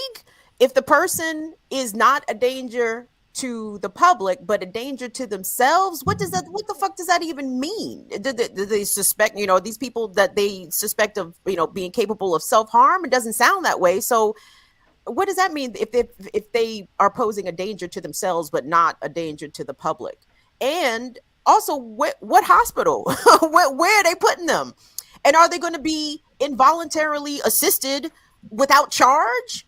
Like, if there's no place to put them in a hospital, because this sounds really big, early 20th century institutional vibes, right? Like, this sounds like, just warehousing unhoused and quote unquote undesirable people away from the public's eye. But you can't do that. I don't see how you can do that. And who's going to be doing this? Is this going to be tasked by NYPD? Yes, this is an NYPD led, some with emergency services, but NYPD is going to receive training on how to handle these situations. And again, based on what the law currently is, it sounds as if they don't need to pass any new laws, as he was saying, to do this. One. Two, they're working in conjunction. The Democrat from the city is working with the Democrat governor. So there is apparently some conjunction and or agreement on handling this in terms of getting more resources from the state. And as someone said in the chat, so what's the alternative? Housing is the alternative and services are the alternative. Those are the alternatives. It's not locking somebody up in an institution, which again is something that's already been done. And we talked about 20th century vibes. Like in the 70s, there's been plenty of scandals around locking people up in so-called mental institutions, not providing any care, not providing any treatment, not allowing those folks to leave, not allowing those folks to see families, letting them lay in their own feces, people who were not given any support whatsoever. And until a media story broke about it, that was the way in which folks were treated and were taken care of in mass when they had mental health issues, but didn't have either the family or support to get some sort of treatment themselves. If they were left alone or family felt they couldn't handle it, they just locked them up and locked them away and paid the hospitals to keep them, which is the other part of the story, is that usually in these situations, the hospital themselves, through insurance payments or through the city itself, and just like the jails do, is receiving money to keep people locked up, right? It's receiving money to keep people in beds. And so there's an incentive from the institution standpoint, not necessarily for treatment and release, but to keep you as long as possible, because that's how they make their money. So the incentives are perverted in a way that says, let's lock people up, let's keep them there as long as possible, have the city pay the cost, and or if folks have insurance pay the cost. But that's how this things operate. This is not about treatment. This is not about making people better. This is not about providing folks with stable lives. This is about removing from the city streets people who, so that they won't be seen by tourists or folks who are going to Disneyland or or shopping. This is removing these folks from plain sight and having no real treatment idea for any of them to receive. So Is there a dollar amount attached to this, Kamal? If you mentioned it, wasn't in the story at the time. No. Oh, you mean how much it cost to do it? I can look back at the story. I didn't see one at the time. Well, the good folks at the Poor People's Army have reminded us that 20 billion solves all of the houselessness issue. So I don't know how much we can extrapolate from that to take care of these folks in particular, or what slice would go to that. But by the way, just to Mayor Adams and all of his crew, this is not what we meant by universal health care. So like forcing women to have children and forcing people to be incarcerated or hospitalized against their will. This is not what we meant by universal health care. Okay. This is just in case maybe the branding of our message was misunderstood. I don't know if that's part of the problem here. But retraining the NYPD to deal with this, I can't see anything going wrong here. This is going to be smooth sailing. I mean, but it's so phony because, Joe Biden gets up there and talks about, well, the police are out here handling mental health calls and they're doing all these things that they shouldn't be doing. Yeah, you're right, motherfucker. They shouldn't be doing it. So stop giving them the money and redirect the money, defund the police, refund efforts, or even create efforts. I don't even think that we have in this country a comprehensive mental health response type of apparatus set up. It's only the police by and large, and only in some jurisdictions across the country will they now even send out like a crisis response counselor to someone who is having a mental health crisis. But that is very much in its infancy. That's not universal. That's not happening everywhere. But again, it's always police. It's always send the police to do something. And this is preposterous. And I'm also trying to figure out, how are they able to ascertain whether or not people are indeed having a mental health crisis? Is the fact that you are unhoused, does that denote that you have a mental health crisis? Like, are they just going to assume because you are living on the streets that there's something mentally wrong with you? Like, there's nothing wrong with the system. Everybody else is doing fine under capitalism. How come y'all can't get it together? But I mean, I don't like this. Like, I'm very afraid for unhoused people and mentally ill people up in New York City, because I need to know what the protocols are. Like, what are the guidelines? Like, someone has to check off all X boxes in order to be forcibly removed from where they are by NYPD and then to detained indefinitely, involuntarily, against their will. Like, I hate how this sounds. Scary. Yeah, I got another story too. Now that I'm on the road now. Now I got like 5 stories. Oh shit. So let me pull this one up. I was searching for my other one. I didn't want to go to this one right away, but I will go to this one right away. Kim, did you send me the story, or do you want me to do I sent a story, yeah. Yeah, I sent a story. Okay. Do you want to do yours? The one that you sent me? Oh, sure. If you have it up. Do you have it up? I can get it up in 3 seconds. This is a little bit of a drop, a dropper full of progressive policies. Not enough for a whole glass to drink to sustain you, but California is out here trying to do a teeny tiny bit of something. So this was on ktvu.com. It's just an article. Don't play the video. But California awards $25 million to guaranteed income programs across the state. The state of California announced Monday, I think this is maybe a week or so ago, this was dated November 21st, announced Monday $25 million to underwrite the first state-funded guaranteed income pilot program, which could start or could set a standard for the entire nation. The grant money will fund 7 pilot programs around the state to provide checks to support 1,975 Californians, including former foster youth and pregnant women with their basic needs. Quote, a guaranteed income means to sit alongside wages. Yes, thank you. A guaranteed income is meant to sit alongside wages and just to help make ends meet, said Natalie Foster of the Economic Security Project.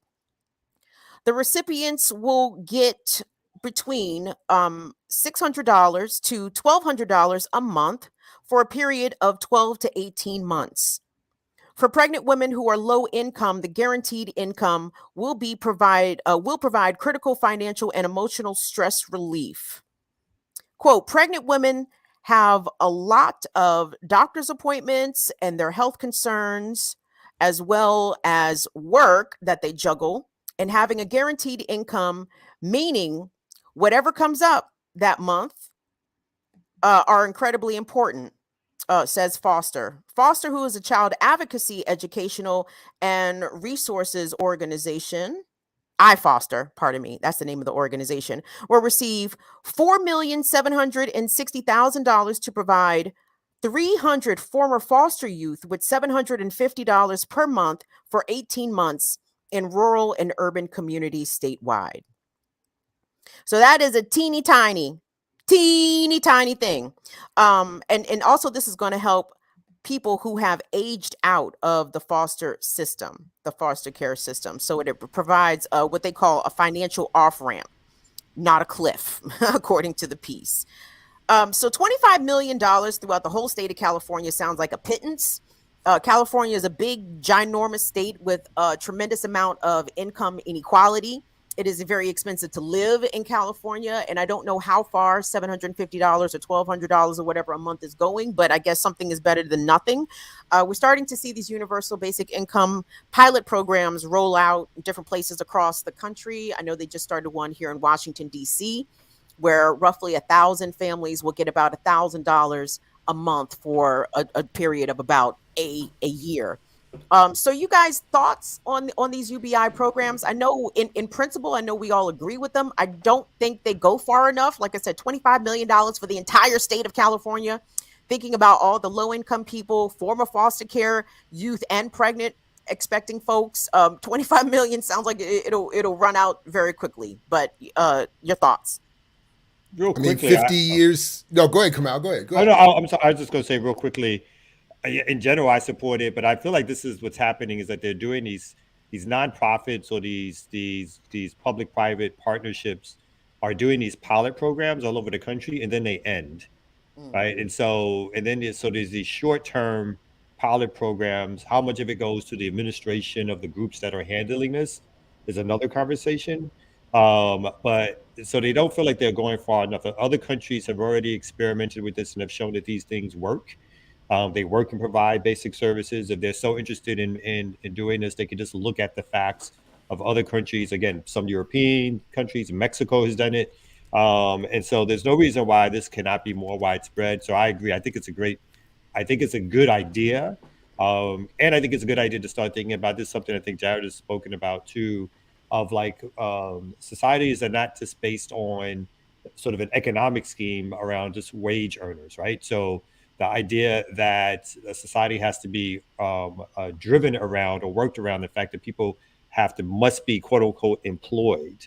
And what that means is, I think in some ways this is a way to reshape. I'm not saying this is what their effort is, of course, but there's a way to reshape how we think about how societies operate and how folks get income or have resources to meet basic needs that are not just around the idea that you have to work for a corporation or some entity in order to earn or to deserve to survive in a certain way. So, my first thought is that 50 plus years since Dr. King's assassination, and we're advocating far less than what he was even saying at his time. And even Richard Nixon advocated a universal guarantee or guaranteed income worth more than this plan, and that was permanent for anybody once you hit the age of 18.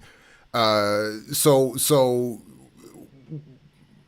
because from his perspective, he understood that this would drive the economy. You give people money, they're just going to spend it right back to those who own the economy. And Dr. King was saying at least this will keep you from maybe, catching yourself up in some criminal activity or falling into some sort of depression. And you could just at least know you're going to have something to hold you over and your family, blah, blah, blah, blah, blah. And use that time, use that as a basis to organize and advocate for more. And then, and when I look at this 20 plus, and it's gone up now, 20 something $1 trillion GDP in this country. And I'm saying, what the hell, like these are pennies. So much money is being created and distributed to the top handful of people. All of this should be made permanent and increased. And, but we have to fight for that. So anyway, that's, it's just like with so many things. I keep hearing Daruba keep saying we're struggling for things we've already won. We're going backwards again. So, but speaking of rewinding and bringing it back, we do have the ear doctor on deck. All right. In the theater. You on deck with that mix at the end of the show, Chief? Yes, I know it's two mixes. Whoa. We are up to 292 on the platform. Wow. Yesterday we hit about 300 on the platform. Whoa. We've yet to get a mix, son. I need you to relax. I'm gonna get y'all a mix at the end of the show, and I'm gonna have one for tomorrow too. How about that? You know what I'm saying? Gosh. Anyway, yeah, I'm in the movie theater right now. I got to watch something pretty dope last night, so let me talk about it with y'all real quick. And then let me show y'all what I was talking about, and then we'll come back and chop it up real quick right here on the Remix Morning Show.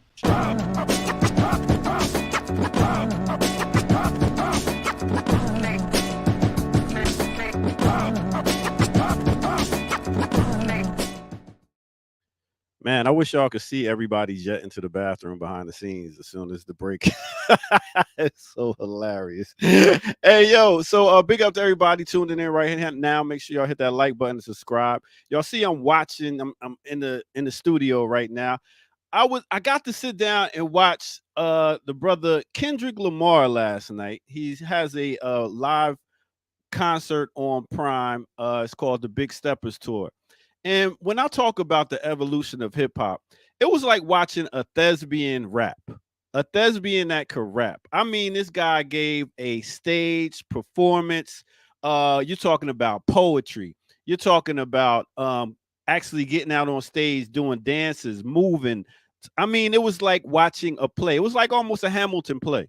I mean, the fact that this guy could get up there for this long and put on a show where everybody's just in the crowd, and it's a mixed crowd. You even got the sisters wearing like Amish outfits, dancing in them, not wearing thongs or bikinis. No, they're wearing like outfits where you could just watch them dance and be part of the show.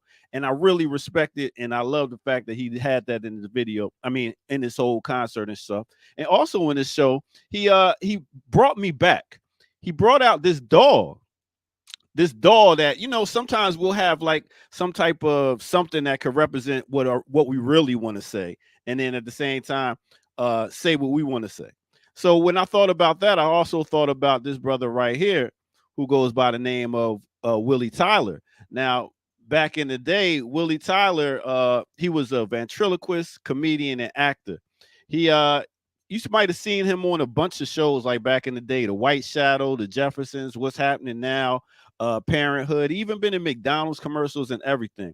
But I just wanted to give a big shout out to also Willie Tyler, who's been doing this thing. And in a time back in the day when a lot of people, we're talking about 1969, you know what I'm saying, coming out on stage and running with this whole act. So when I seen Kendrick Lamar doing it, I was like, look at him showing respect to our past and taking it to the future. So I just wanted to point that out real quick right here on the Remix Morning Show. And listen, Kendrick Lamar, keep giving us good shows, keep giving us good content, because I like where this evolution of hip hop is going. Big up, big up, big up. All right, with that said, let's go ahead and get back to our Remix Morning crew. You know how we do.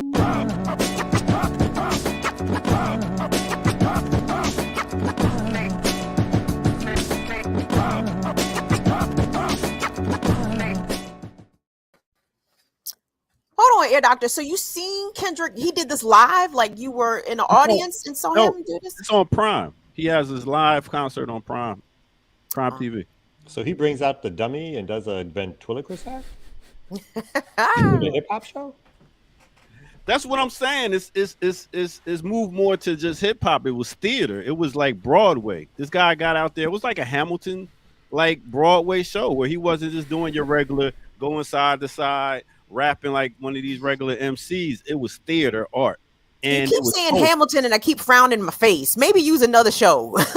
You reference a different Broadway show. You keep saying Hamilton, and I'm like, Hamilton. It's like the Lion King. The Cats. Yeah, it was the Cats. It was more like Phantom of the Opera.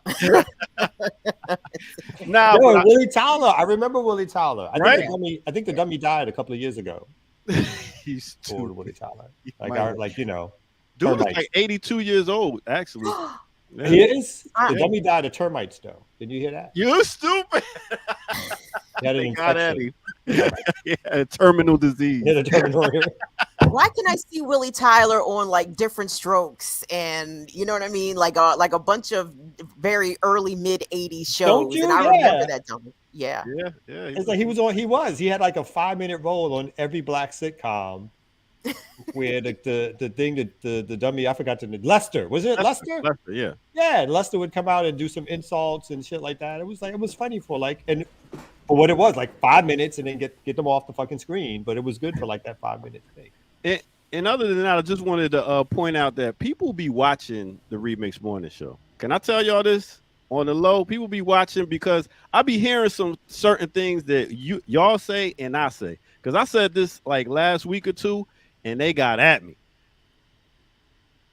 Well, how are you going to claim Clarence Thomas is anti-black? Because he's a black man don't mean he can't be against black people. Right. We see it every day. Don't we call it black on black crime? I think that's a problematic moniker. I think that doesn't describe what's going on. But at the end of the day, when a black person takes the life of another black person and not a white person, that is what we are doing. So we can see rhetorically, verbally, intellectually, ideologically, politically, anyway, academically, scholarly, any way you want to put it. You as a black person can talk about ideas that are destructive to black people. What did Zora Neale Hurston say? All my kinfolk, He's doing it now. Kinfolk. Dyson, good God. Before you go there, Jared. Go ahead. Why did you do that? Because I said black on black crime last time. I was like, oh, no. We got to be accountable for some sort of shit we do. And we got to call it out and we got to stop doing it. I love the fact that Ear Doctor thinks that Michael Eric Dyson is biting off him. I love that, Yes, that nigga is biting off you, Ear Doctor. And Zora Neale Hurston, I just did that the same time. Just did it. At the same time. It's all good. What do I know? Same time. Hey, somebody's Stop biting our shit. Somebody's at my door. I'll be right back. Shark niggas. Niggas be biting he these thought shit. Dyson didn't know what black on black crime was until he. I know Jared was going in a different direction with it, but I wasn't.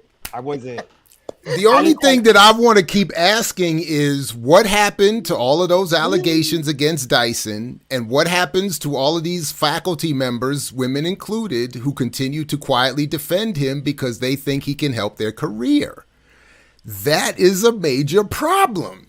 So before we even get to his silliness and his active verbal whirlwinds and his bad politics and his nonsensical books and the things that people never read, but they invite him to speak anyway, I'm still interested to know about those issues. But do women in these situations wield any power?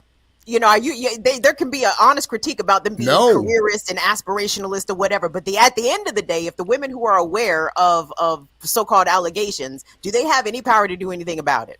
No. And that's why all I'm saying is I want to hear about and from more and all of them who are both accused Dyson and those who defend him, sometimes quietly.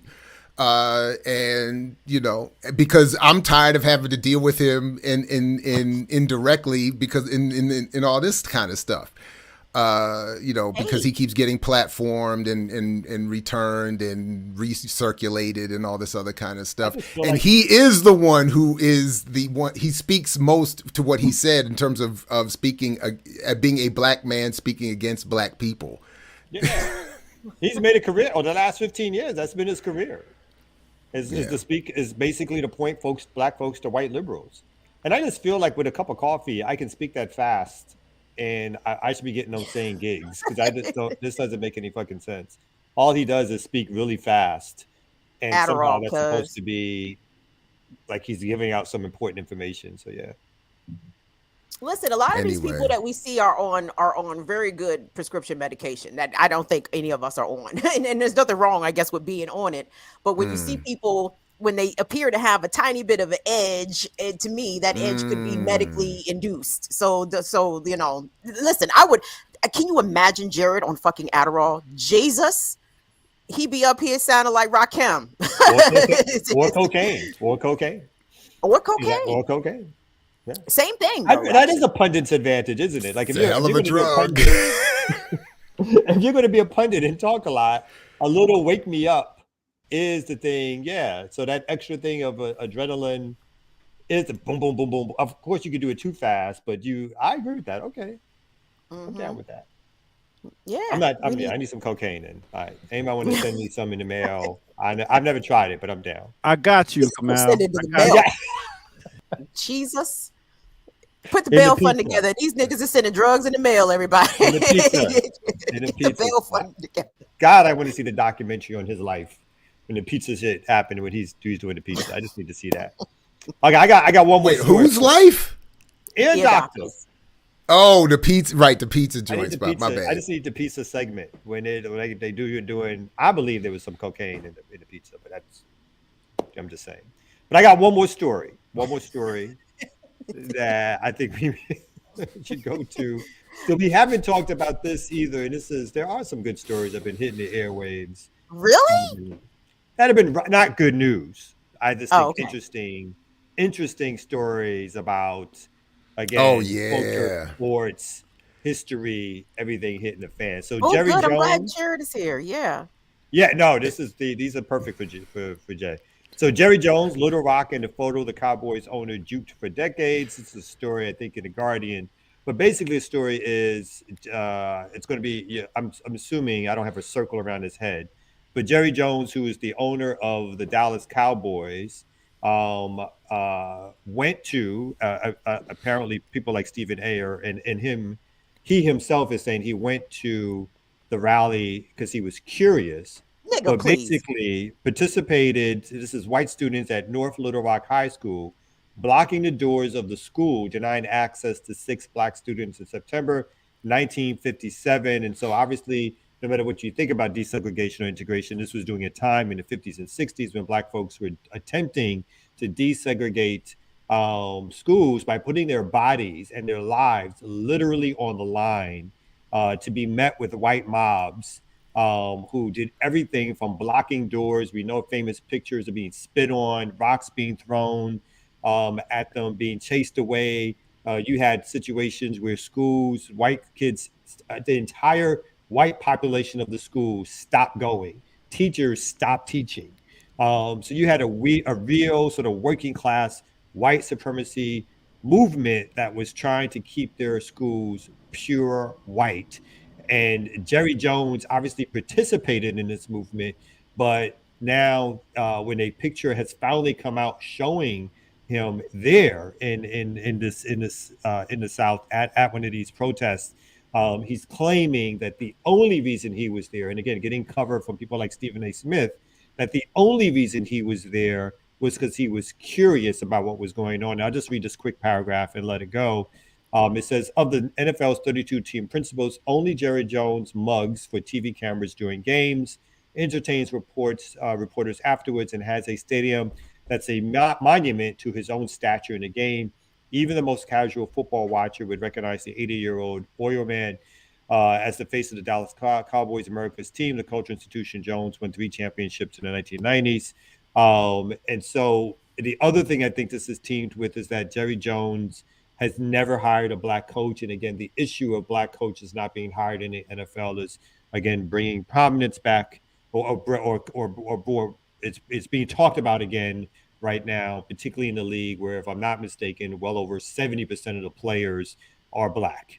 So I'll stop with that for commentary. I kind of need some more context because I saw some of this floating around, but I didn't really have the brain space to pursue it. So, just to be clear, for historical context sake, it was Little Rock Central High School that was desegregated in 1957, where There were two different high schools. They're different. that's correct. Yeah, one was more prominent. Were you about to explain, or were you asking a question? Because I was about to explain, but I do need a little bit more context too. No. Well, because I know the difference, right? Because for one, my family's from Little Rock, and specifically from North Little Rock and Little Rock, and just to be clear, they are two different cities. Okay, there's Little Rock, and then across the river there's North Little Rock. And it was in Little Rock Central High School in '57 where the Little Rock Nine desegregated the high school, and they had to send in the 101st Airborne Brigade, Eisenhower did, to escort the students to their classes. But North Little Rock High School did not desegregate until '67, till like 10 years later.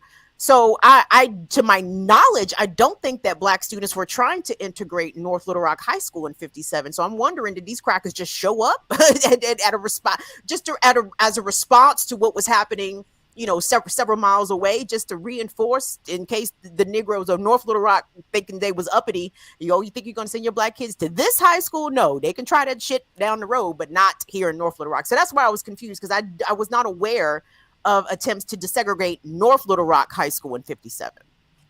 Does the article say that? Yes. Both of those were happening at the same time. One garnered far more attention media wise. And so this other one was not getting that kind of media attention. But yes, there was a desegregation effort. The picture is an actual photo of that desegregation effort at the North Little Rock School. So they were taking place. I have no idea around how successful it was, and whoever, like as what you said, maybe this was an attempt and it was beaten back, and then parents did not try again. But yeah, the short answer is yes, they were happening at the same time, simultaneously. And he said so he showed we have just to observe. He just wanted to see So what he was said happening. he said he got there. He said in a number of interviews, he has said that, first of all, as Stephen A. has also defended him on, it was 65 years ago. He said he showed up because he was curious and didn't know what was going on. So he was just there. And that this, but I think the first point we have to remember in terms of context is those 3 championships, as I will continue to remind folks, is connected to the trade he made with getting rid of Herschel Walker for all the picks that turned into all the great players that turned into those 3 championships. So Herschel Walker is connected to this.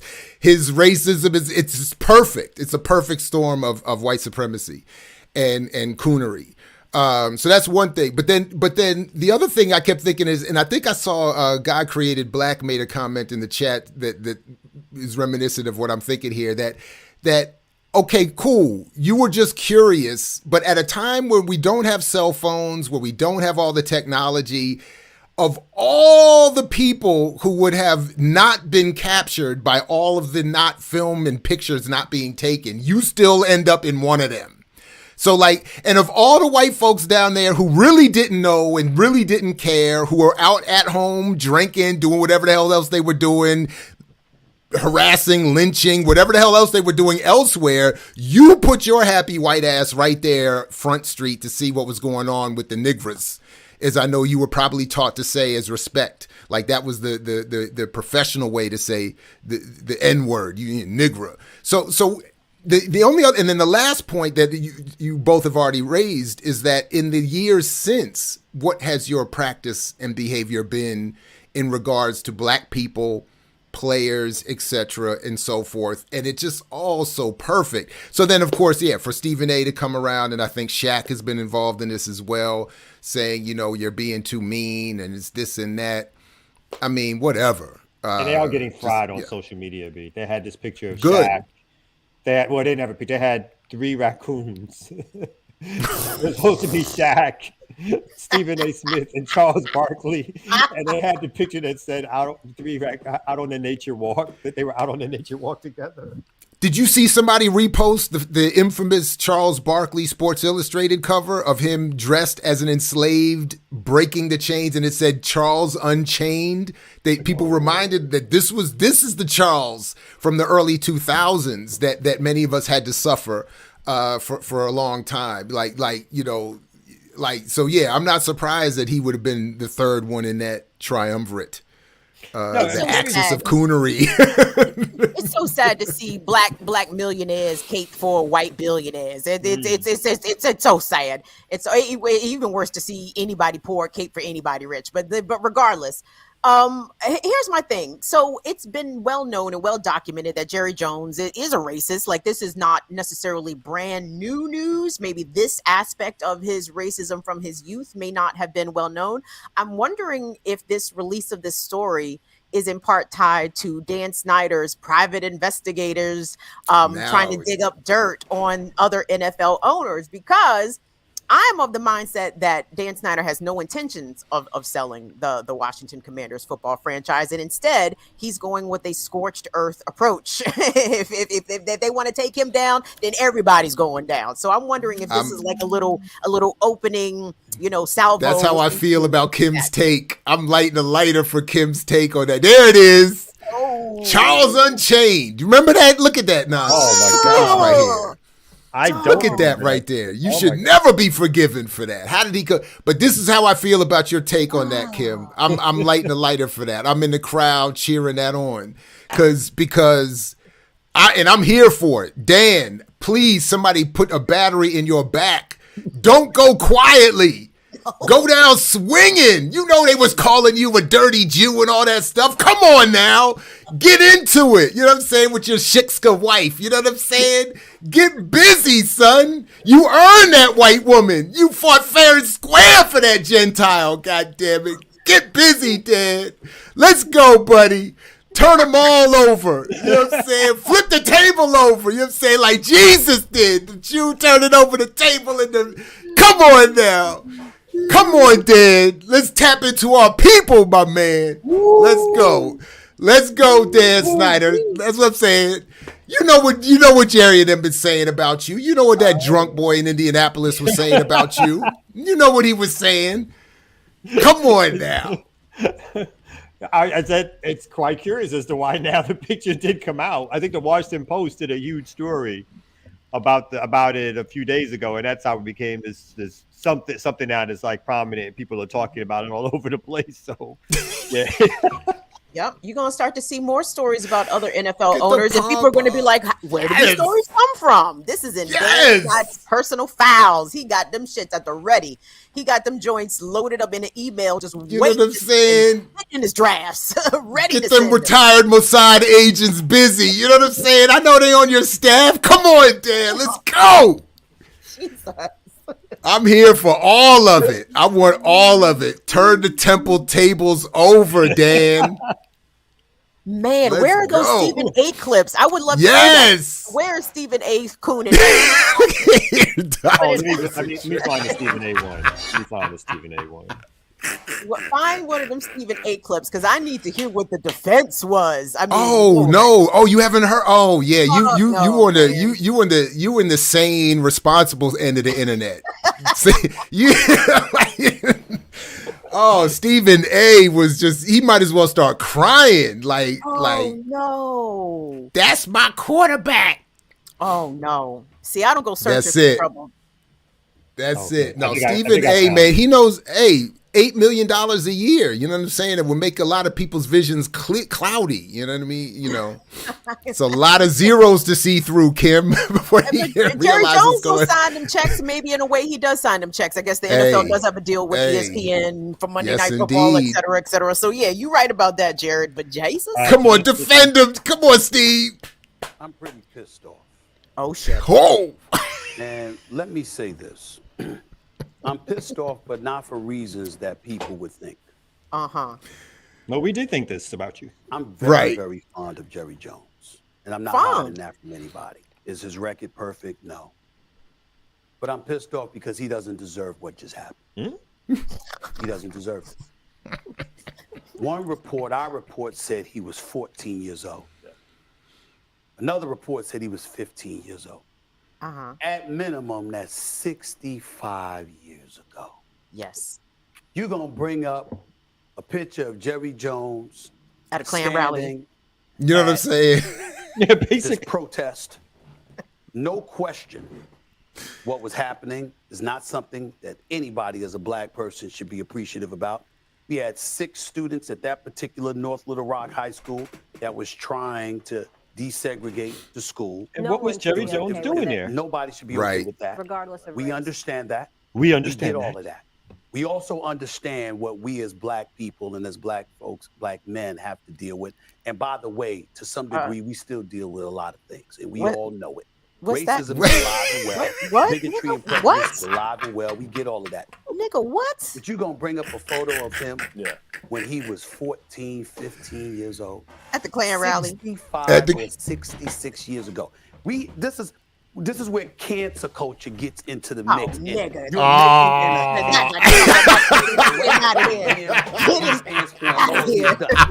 the way, I don't have a problem with the photo. I don't have a problem. If he was 30, 35, 40 years old, that's different. God. No, that's enough. All right, my bad. I'm sorry for asking. Jesus. I mean, Jared, come now. Can you blame a teenager showing up to the Klan rally? For God's sakes, all he did was show up to the Klan rally with the other Klansmen there to torture black people. How can we hold him accountable for something that he did 65 years ago, intentionally going to a white supremacist rally, knowing exactly what the context was to keep the darkies out of the school? How can you reasonably extract that he still would hold those same ideological beliefs from that time period as a reason why he's not hired a black coach or other remnants of his racism, which has purely been shown? And when there's so many forward things you can point to along those years, there's so many things he's done since that you could say, mitigate that. But I keep thinking, well, if Trayvon could be, if they could say, well, he smoked weed and got suspended, then why can't you know what I mean? Then why can't we dig up an old picture? Or why can't Dan Snyder release some old picture? You know what I'm saying? Come on, Dan, let's keep it coming, baby. Not that I claim to really follow Stephen A. Smith's train of logic to begin with, but where was he going talking about? And we know us black men, we know how. I'm like, nigga, what? Wasn't there black girl students integrating these high schools also? What are you talking about as a black man? What? It's a defense mechanism because he knows he's going to get called a coon. So this is his way of producing his legitimacy. And by reminding everybody he's real black. Thanks, Ear Doctor, for the echo. Oh. Ear Doctor, why Stephen A. Smith? I guess Stephen A. Smith is biting your lines too, huh? On cancel culture. It's too much. I think Ricky Ryan got a crush on me, but I am dating, but I don't do long term. All right. Yeah. And big up to KD. I'm about to give y'all the miseducation of the Ear Doctor on this mix. So another show going down in the in the annals. Did I say that right? Annals of history. Yeah, you didn't say. Luckily, you didn't say anals. You didn't say annals. I know. So we gonna catch y'all back again here tomorrow morning at 8 a.m. right here on the Remix Morning Show. Let me get out of here on this mix. Jared, you got me on the end? I got you. Go. Let's go. Donna was her name. I see she left me. I haven't been the same. And I know I love her. Donna, why you go away? Oh, Donna, why you go? Oh, Donna.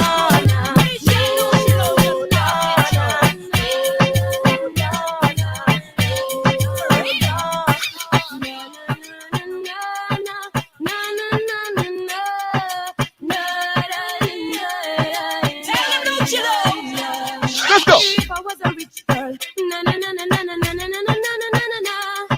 Say I'd have all the money in the world if I was a wealthy girl. Dill, sell a boy get killed, duck a dill, you better sign on the will, duck a dill. A boy get killed, duck a dill, look up in the barrel. Limb by limb, we a go cut them down, send for the oxa. Take out the tongue, limb by limb, we a go go cut them down, send for the oxa. Take out them tongue when them see me, see the hit man a come. Say me, say me just can't done. Say me, see the hit man a come. Say me, say me just can't done.